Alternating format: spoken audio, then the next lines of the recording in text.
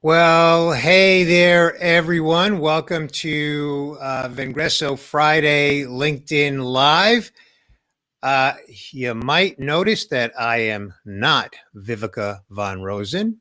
I am Bernie Borges. I am Vivica's co-founder of Vengresso and one of her three partners of Vengresso. And I am filling in for Vivica today. So welcome if you are just joining us.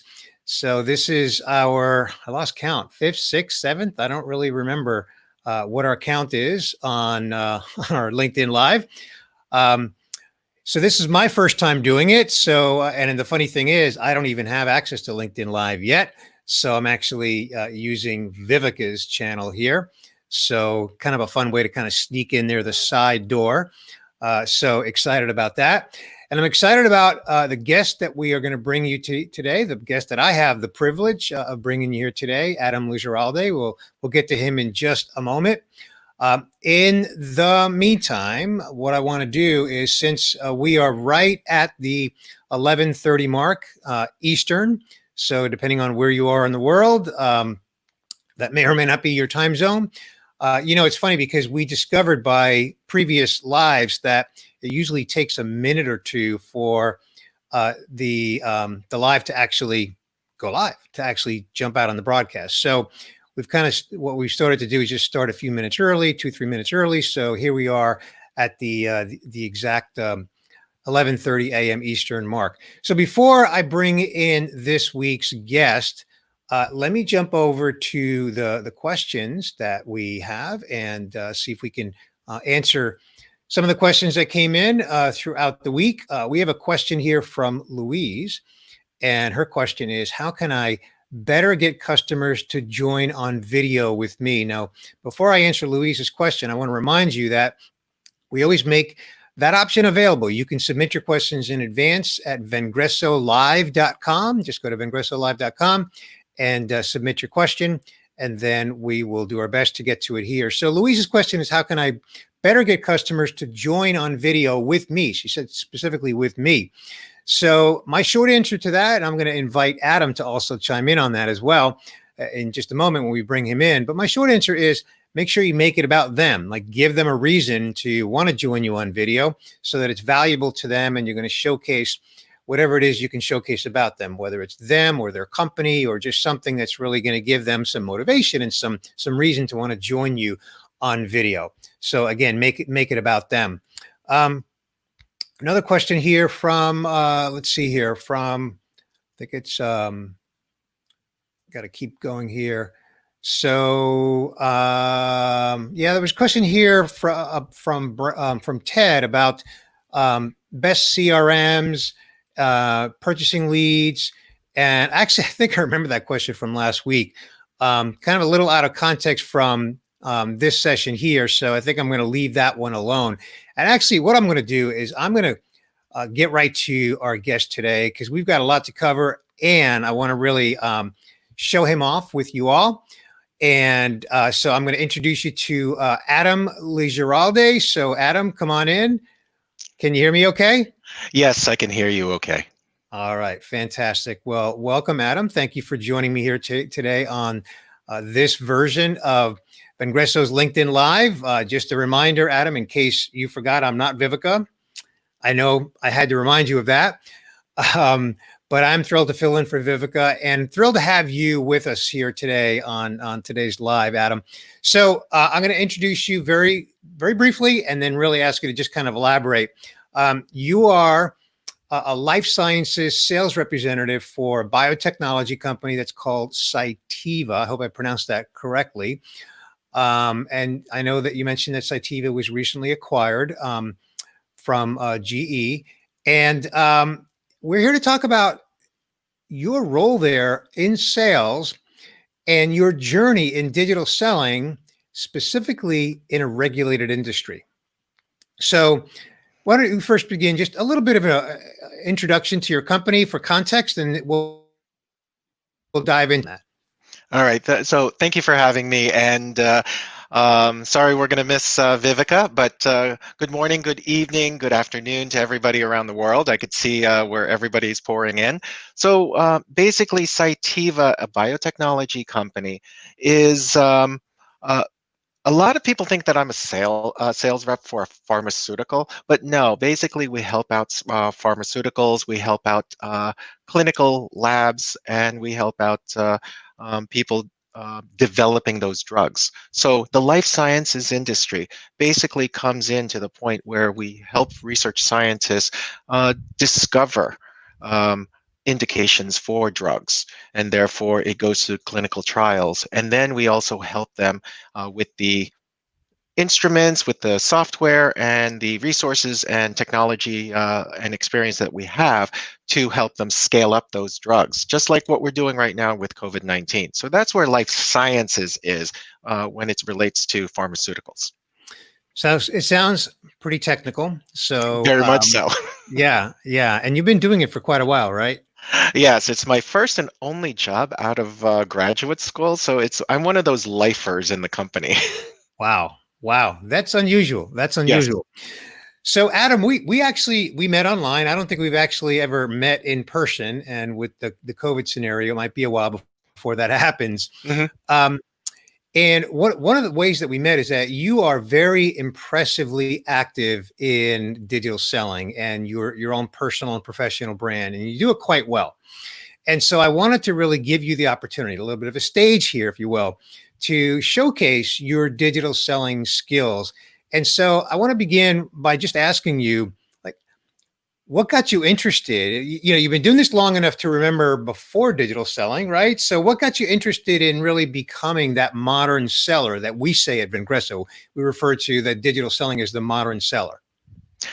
Well, it really started about 10 years ago, where I was seeing where social media on the personal side can be actually leveraged into something a little bit more business-like. Where let's say, for example, LinkedIn is no longer the static digital version of your resume. It is now a dynamic, media-rich mini website that you could actually showcase your subject matter expertise and what you could offer to the customers. So therefore, as LinkedIn was evolving and as all these digital tools were actually up and coming, I just realized we could do something with it, but I didn't have a reason. However, uh, in the past 3, 4 years, a lot of buildings have been constructed for the life sciences, for labs. A lot of buildings have been renovated. So a lot of them have been uh, installed with higher restricted access to the point where I need a barcode to get into the elevator, into a particular floor, but I can't press any other floor, and then into a particular wing. So access was one of the things that I wanted to leverage digital.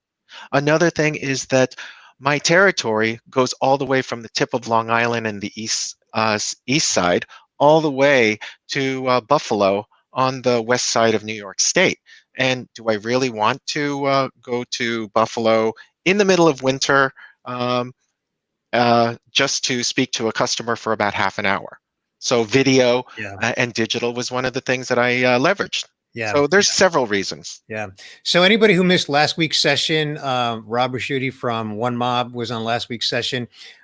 Go to Vivica's LinkedIn profile and go to her articles. And she has an article there that's a running tab, if you will. And every week she uploads the recording from that LinkedIn Live. So just visit Vivica, visit my profile. No, not really, because I'm Vivica today. Visit Vivica's profile, and it's there. So we had a great conversation with Rob last week. So the reason I'm mentioning that and I'm giving Rob a shout out is that Adam, you deserve a shout out because you have been very active using video. In fact, the question that was asked earlier by Louise, like, how do you get customers, to engage in video with you? Why don't you kind of talk a little bit about that journey? Like, how did you embrace using video, and how are you using video in your digital selling activities? Well, with video, it actually started with back in the Facebook days, where we were able to upload videos and then talk about our vacations and all that. And then it just evolved into a business aspect. So on my LinkedIn profile, I actually upload things.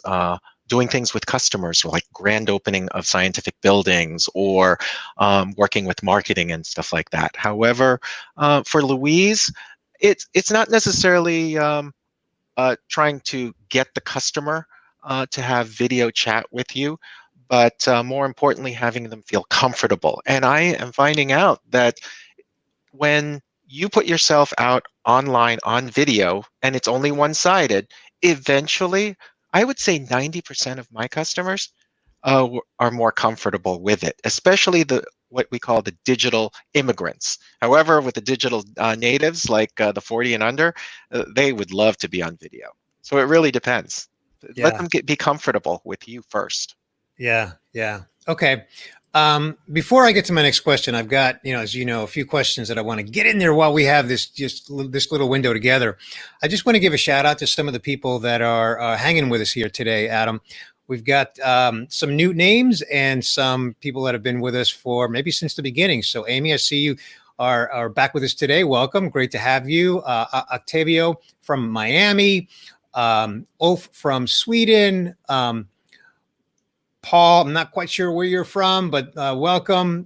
Alfred from Hollywood, California, not Hollywood, Florida. Fantastic. Let's see, Mary from San Diego and John from Amsterdam. Wow. And then we, of course, have D-Fish, and he is from Chicagoland. D-Fish, good to see you. And yes, Matt, you asked, what we're using. This is StreamYard. And, funny thing is, there's always a delay for me. So feel free to drop your comments in. And if I get, oh my goodness, we have Vivica in the house. Look Woo-hoo. at that. Driving to And the we have airport. Kurt joining from beautiful wine country in California. Fantastic. And Jacqueline from Grand Cayman Islands. Wow, great place to be. Well, thank you all. Again, drop your comments in, and we might pull a few of them into the conversation here. So, Adam, talk a little bit about your educational journey within the context of digital selling.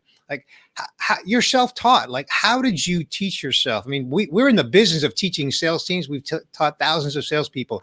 You are uniquely an individual who's taught yourself. Why don't you share some of that journey?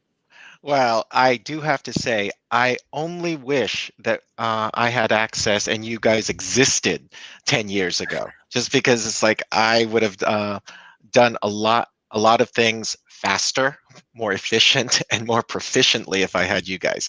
But yeah, in terms of it was really out of necessity. I needed to survive and re-innovate myself because things were changing.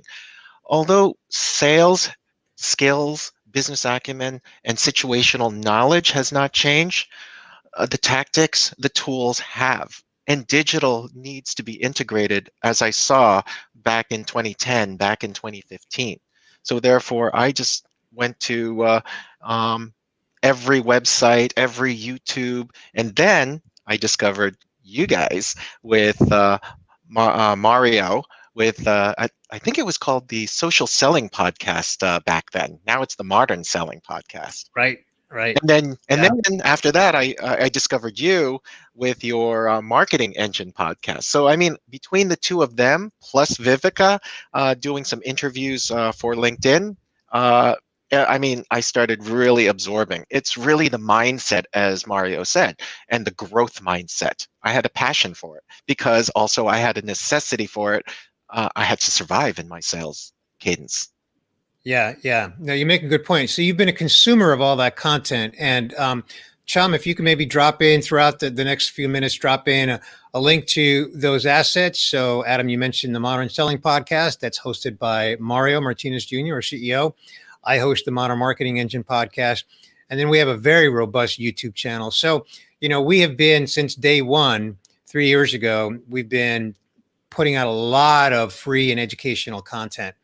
So I want to come back to the video thing because you were in the audience last week, Adam, when Rob Raschuti was here. So why don't you give a few examples of how you've been using video from a selling standpoint. And I want to hit on the theme of this episode, right? You're selling in a regulated industry. So how are you using video to reach your customer, your prospective customer, your current customer, and also mindful of the fact that you're in a regulated industry?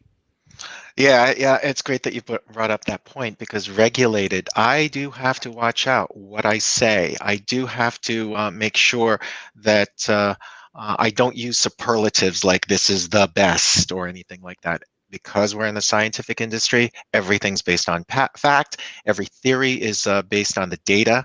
Um, and therefore, I need to lead with insight, incorporating that data to talk with scientists.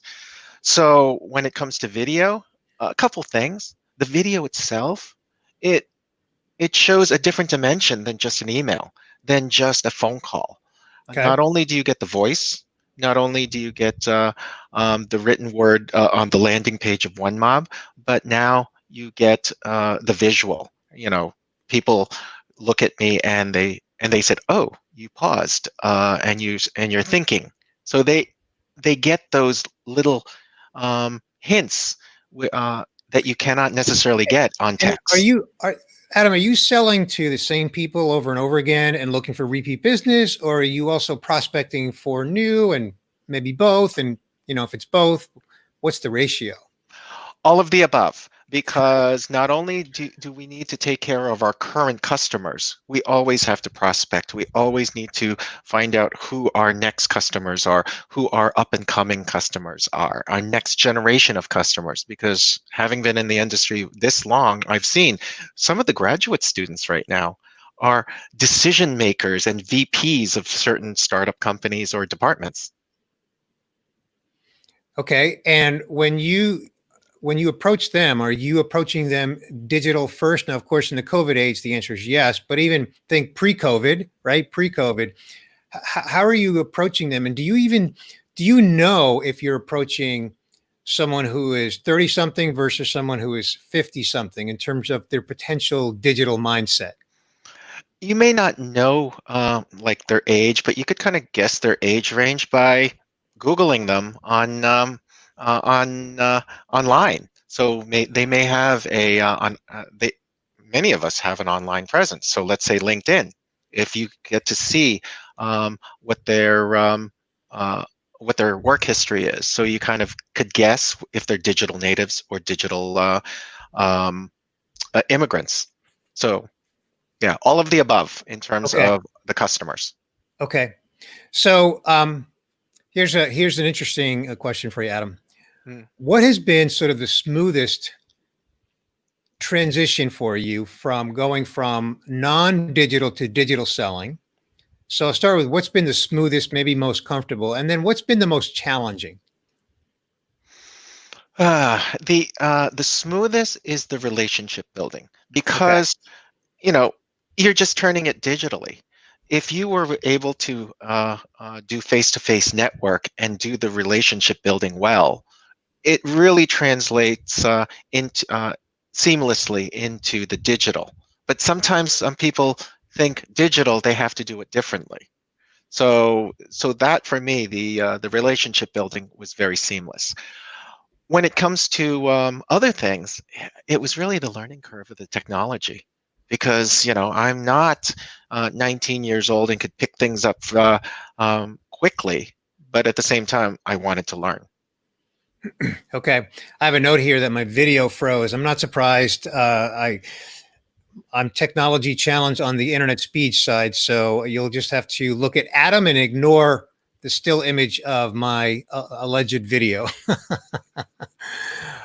Okay, so just kind of following that train of thought, Adam.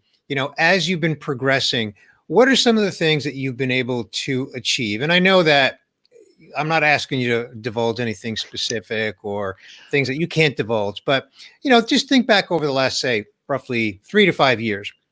What would you say if you were talking to your younger self? And by younger, I mean like pre-digital. What have you achieved from a sales professionalism standpoint by being as progressive as you are in digital selling?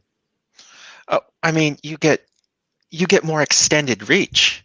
I mean, I have for the past couple of years, there are postdocs who are leaving their lab that they've been in for a few years, and they're starting their own lab.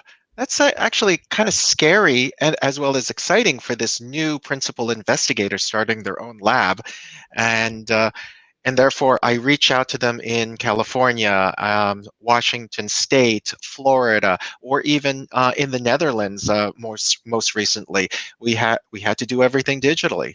But then by the time they got to meet me face to face, they it seemed like they knew me already, not because necessarily of the emails, the phone call, the WhatsApp phone calls, or whatever, is because of the video.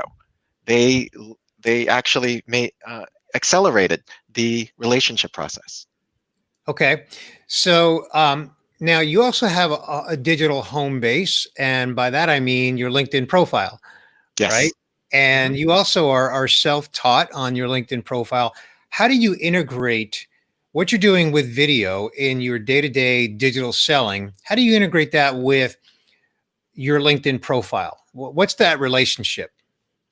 Well, I mean, LinkedIn and the profile itself is my base. It is my, um, lack of a better Base. term.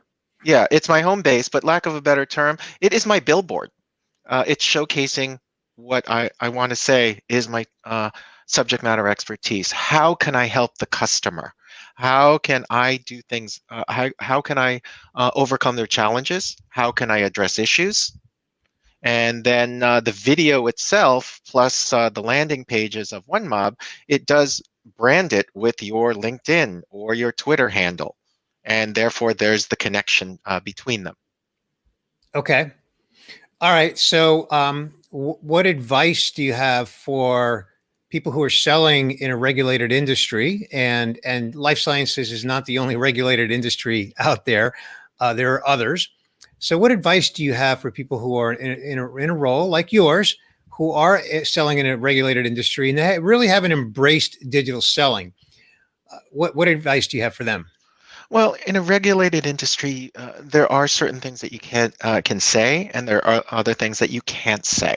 Mhm. So, let's say, for example, the landing pages or the LinkedIn profile that I have, yeah, I just gather all the approved material that was given to me by my company, by marketing. So it's a lot of cut and paste. Okay. But of course, you just mix it and match it to make it your own, but still consistent with the regulations. So Sure.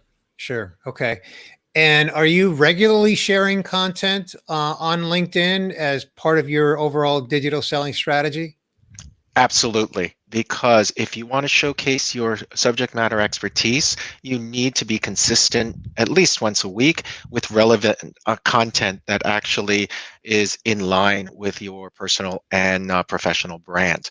So and the more you post, not necessarily like every hour, but if you post regularly and consistently, the visibility that you get on the feed and the extent of your network and the diversity of your network will actually reach all these people that you may or may not have um, connected with in the first place. Okay. And Adam, how do you measure results and progress as it relates to your digital selling? How do you know that it's working for you? Uh, it all depends on who you ask. With my managers, it's all about the ROI. How many leads did you get? How many of those leads turned into sales for the company? So that's one measurement. But it's not just the ROI. I also think of it as the ROR, the return on relationships, because as you strengthen and build and strengthen that relationship, you also create a community, because really people want to be part of a community, and that's another measurement of success that I look for. Okay, cool. I'm looking at some of the comments that are coming in, and some of them are entertaining, and some of them are not necessarily family friendly. So I'm not going to put them up. Yeah, stop it, Viv. No, no, no. Um, and so Chom, if you wouldn't mind, please drop in a couple of links that are associated with Kurt Shaver's recent blog posts, which have been just really terrific blog posts. I think we've already shared a few of them, but just want to make sure that everybody sees these blog posts about selling with video. He's got 4 specific blog posts on how to use video for your digital selling activities. And each one is almost like a book, not in terms of word count, but in terms of, educational value. Adam, what do you say to the sales professional who's skeptical, who's, been selling in a regulated industry for perhaps a decade or two, and they're skeptical to really embrace digital. They have a LinkedIn profile, but it's a resume. They're not really actively posting. What do you say to that individual to just share your thoughts on your success? How do you impart that wisdom on them? It's really leading by example many times because I have encountered people who are skeptical. If they're closer to the end of their career, I could understand that. But for me, if I get closer to the end of my career, I'm going to use and leverage digital for any consulting or post-retirement stuff for any volunteer work. However, for people who are in mid-career and early career and they're still skeptical, the world is changing. Even in my regulated environment of biotechnology, industry, we're all getting digital. We need to have digital skills. We need to have digital acumen, whether you want to use video or not. But it is there. COVID-19 has basically accelerated it. Yeah. You remind me of a scenario where a training class that we delivered to a sales team. So it was a private class and it was a different industry. And there was a gentleman who at the end of the class, and this is a gentleman who had been in the industry for about 3 decades. So obviously, seasoned, but also digital immigrant, not digital native. Mm-hmm. And at the end of the class, he said, okay, so I think what I got from this is that, this is really about networking, but instead of me necessarily shaking hands with someone at an event, I'm networking online. Is that right? And so our instructor said, yeah, that's pretty much it. And he said, well, then I'm going to nail this because I've been networking for 3 decades and that's how I've built my career and I'm superb at it. So I'm going to totally nail this. And we love that mindset because, again, whether you're selling for 3 years or 30 years, it's all about, I love what you said, Adam, the return on relationship, right? Building that relationship. Mm-hmm. So what about tools and technology? Obviously, you're using video and I know you're using OneMob. So that's, one tool. Are there any other tools that you've been using in digital selling? Yeah, I really liked what you've used and what Rob has used is called Calendly, because so much back and forth with customers before this type of technology and this type of app has come up, where it's like, are you available on this day at this time? Nope. How about this time? Nope. How about this time? With Calendly, you can actually give your whole schedule, or you could give the slots of your schedule, and then they could pick and choose whichever that they want. Most recently, I had a customer who is working in Italy right now. So I gave him all the slots in my morning from 6 o'clock to 10 o'clock, and he chose the 8 o'clock hour this morning. And he just chose it last night. It was so simple. It only took minutes.